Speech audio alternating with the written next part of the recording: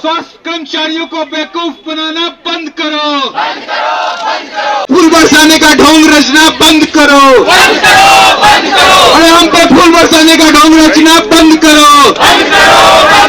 स्वास्थ्य कर्मचारियों के साथ धोखा नहीं चलेगा, स्वास्थ्य कर्मचारियों के साथ धोखा नहीं चलेगा। इनकलाब जिंदाबाद, हमें नौकरी वापस दो,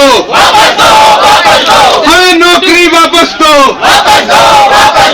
क्या नाम है मैडम आपका? मेरा नाम सुनीता है। क्या कारण है आज आप जंतर मंत्र पर आए हैं? सर हम पिछले 13 साल से लैब टेक्नीशियन की पोस्ट पे आरएमएल में काम कर रहे थे, लेकिन अचानक हमें 15 मार्च के आसपास टर्मिनेशन लेटर मिलता है कि आपको 1 तारीख से टर्मिनेट किया जा रहा है। तो एकदम से इतना बड़ा झटका, जो कि पीक टाइम था लाइफ का, वो हमने आरएमएल में दे दिया। चलो एक ये सिंपैथी पार्ट कह लीजिए कि हमने कोविड में इतनी सारी ड्यूटी दी, उसका भी कोई हमें बेनिफिट नहीं हुआ।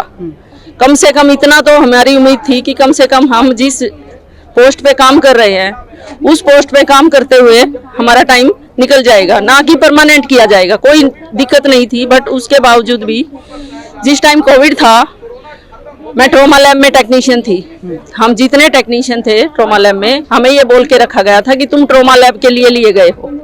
कोविड टाइम पे उस लैब को कोविड लैब घोषित कर दिया गया। तो उस टाइम बाकी लोग इसलिए इन्वॉल्व नहीं होना चाह रहे थे, बाकी टेक्निकल स्टाफ, क्योंकि हम लोग ट्रोमा के लिए ही लिए गए थे। लेकिन जब आज का टाइम है, आज हमें ये बोला गया है कि तुम्हारी नीड नहीं है, तुम्हारे मतलब इतने लोगों की नीड यहाँ पे नहीं है। हॉस्पिटल के पास इतनी फंडिंग नहीं है कि वो इतने लोगों को फंड कर पाए। इसलिए अगर आप लोगों को न्याय चाहिए तो कोर्ट के पास जाइए। हमने अपने जो सीनियर्स हैं उनसे बात की तो उन्होंने हमें यही रिप्लाई दिया कि आप कोर्ट के पास जाइए, कोर्ट से लड़िए, हमारे पास आपका कोई समाधान नहीं है, क्योंकि मिनिस्ट्री ने आप लोगों को टर्मिनेट कर दिया है, उसमें हमारा कोई इन्वॉल्वमेंट नहीं है। जो आपको टर्मिनेट किया है, जो नोटिस मिला है, उसमें क्या कारण, क्या वजह बताई? नो शिकायत है? नो सर, बस ओनली कि आपको इस डेट से टर्मिनेट किया जा रहा है, बस एक यही उसमें लिखा था और कुछ नहीं लिखा जा रहा है। कितने हम 42 कर्मचारी हैं, कुछ एलटीडीसी की पोस्ट पर हैं, कुछ कुक थे जो कि 15-17 साल से भी काम कर रहे थे, कुछ ये हैं आपके पीएमआर से हैं, और हम लैब टेक्नीशियन हैं। हम 9 लैब टेक्नीशियन हैं। ये सब जो है सेंट्रल सरकार के यस। क्या डिमांड है आपकी, क्या कहना चाहिए? हमारी बस यही डिमांड है सर कि कम से कम हमारी रोजी ना छीनी जाए। जो आप लोग कल फूल बरसा रहे थे, कल हमारे सीनियर भी हमारी पीठ थपथपा रहे थे जब हम 24 आवर ड्यूटी दे रहे थे। हमारे आने जाने के लिए कोई सुविधा नहीं थी, पर किसी भी तरह बहुत दूर दूर से हम लोग डेली अपनी ऑफिस टाइम पे पहुंचते थे, तब हमारी पीठ पे शाबाशी का तबका था। लेकिन आज कम से कम हमारी जॉब मत छीनिए, हमारी रोजी रहने दीजिए, क्योंकि आज हमारी फैमिली रोड पर आ गई है एकदम से। 2 बार हम लोग कोविड से सफर हुए हैं, लगभग सारे काम करते हुए। अभी तो हेल्थ भी पूरी तरह से इम्प्रूव नहीं हुई थी कि इतनी जल्दी हमें टर्मिनेशन लेटर मिल गया। अभी तीसरी लहर का बता रहे हैं, तीसरी लहर की जरूरत है, लेकिन वो ये बोल रहे हैं कि अब जरूरत नहीं है स्टाफ की। अभी हमें जो रिप्लाई मिला है उसमें ये है कि स्टाफ की नीड नहीं है हमें, जबकि आउटसोर्सिंग पे स्टाफ रखा जा रहा है।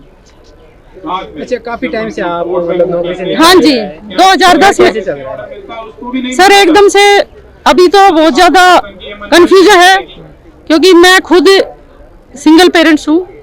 मेरी एक बेटी है जो इस टाइम पे हायर एजुकेशन में एडमिशन ले रखा है, तो मुझे खुद नहीं समझ आ रहा मैं ईएमआई कैसे पे करूंगी, या मैं अपने बच्चे की फीस कैसे पे करूंगी, घर कैसे चलाऊंगी। इस टाइम पे ये है कि डिप्रेशन हो रखा है, कोई ऑप्शन नहीं इस टाइम, कोई ऑप्शन दिखाई नहीं दे रहा है, क्योंकि एकदम से इस एज में जॉब ढूंढना बहुत मुश्किल है। अगर ये उस टाइम पे जब इन्होंने हमें रखा था कॉन्ट्रैक्ट पे, अगर 1 साल में 6 महीने में हमें रिमूव कर दिया था तो ठीक है, हम कहीं भी सेटल हो गए होते। लेकिन आज एकदम से हमें नई जॉब के लिए सर्च करना हमारे लिए बहुत बड़ा टास्क है। एकदम से नई जॉब मिलना कोई आसान काम नहीं है। कितने साल से आप देश में सेवा कर रहे थे और क्या कहकर आपको निकाला गया? सर मैं 2010 से हॉस्पिटल में मैं खुद ही विकलांग हूँ, विकलांगों की सेवा कर रहा हूँ 2010 से। और एकदम से हमें मार्च में एक नोटिस दे दिया गया है और बोला है कि आपको अप्रैल से आना नहीं है। किस हॉस्पिटल में कार्यरत थे सर आप? मैं डॉक्टर राम मनोहर लोहिया हॉस्पिटल में कार्यरत था, PMR विभाग में। तो आपके साथ ऐसे और कितने एम्प्लॉय हैं जिन्हें सरकार ने निकाल दिया है? हमारे RML में 42 वर्कर हैं, 42 वर्कर। कितने सालों से आप 2010 से कर रहा हूँ जी, 2010 से 12 साल हो गए। अभी आप क्या क्या कर रहे हैं, क्या जो नोटिस मिला है? ऐसा तो कोई कुछ नहीं बताया कि क्या, ऐसा कुछ नहीं बताया, बस नोटिस दे दिया क्या। लोगों ने बात करने की कोशिश की, बात करने की कोशिश की मगर कोई मिलता ही नहीं है, मिलना ही नहीं चाहता है।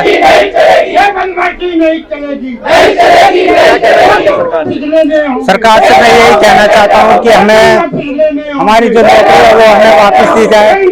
जो हम ईमानदारी से काम कर रहे हैं उसके बदले हमें ऐसा वो ना किया जाएगा, हमें हमारी नौकरी हमें वापस दी जाए। जब से आपको सरकार ने नौकरी से निकाला है तो आपके सामने किस किस तरह की परेशानी आ रही है? परेशानी यही है कि घर में खर्चे के लिए पैसे नहीं है, छोटे छोटे बच्चे हैं, बच्चों को दूध रोज नहीं मिल पा रहा है। और एक मेरी बूढ़ी माँ है जो 70 साल की है और किराए पे हम लोग रह रहे हैं। किराया काफी खर्च, बिजली का बिल है, किराया है, ये सब कुछ देना पड़ता है।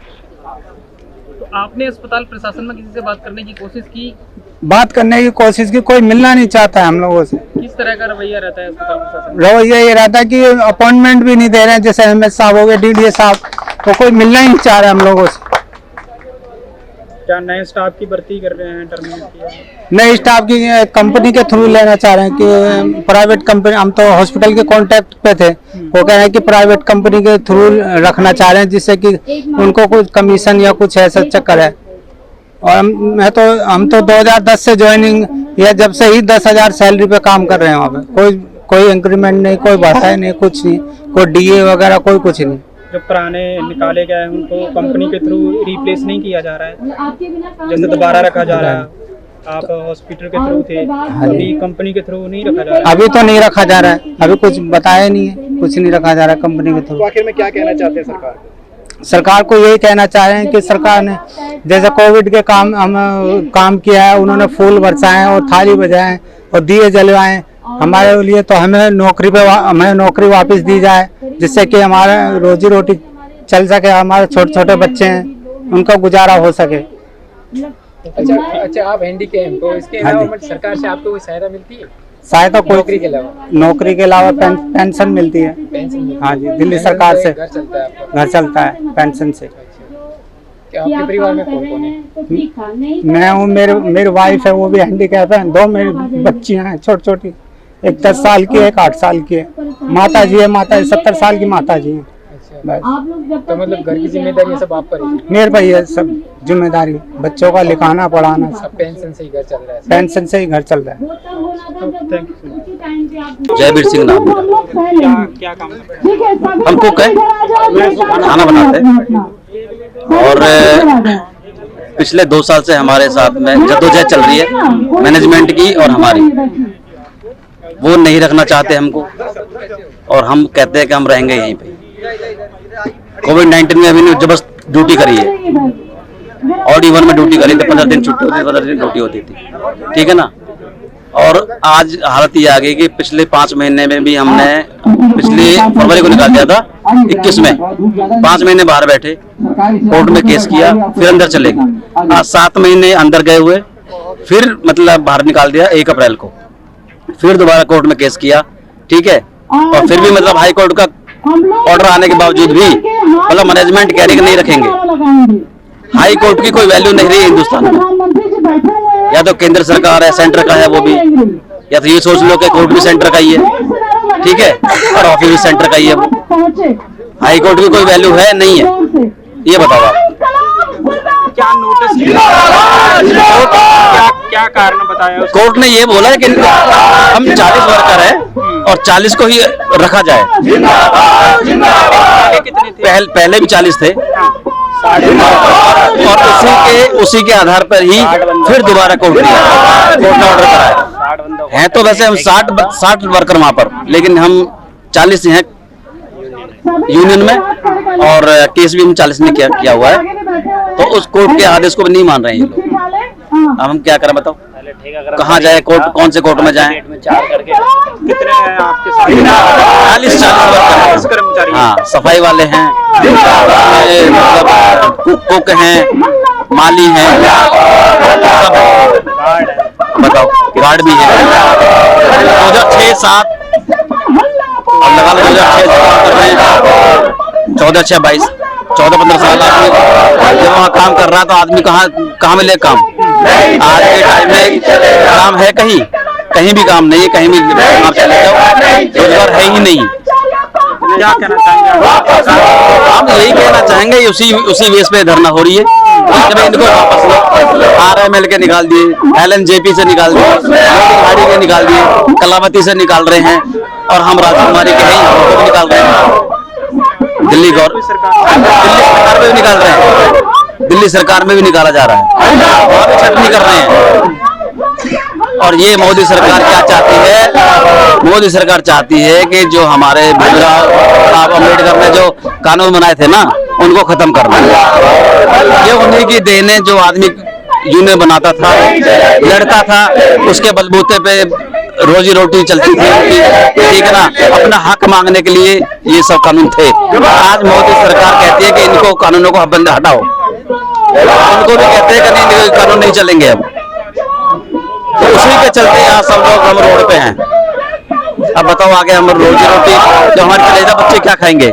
हम रोड पर आ जाएंगे तो क्या खाएंगे बच्चे?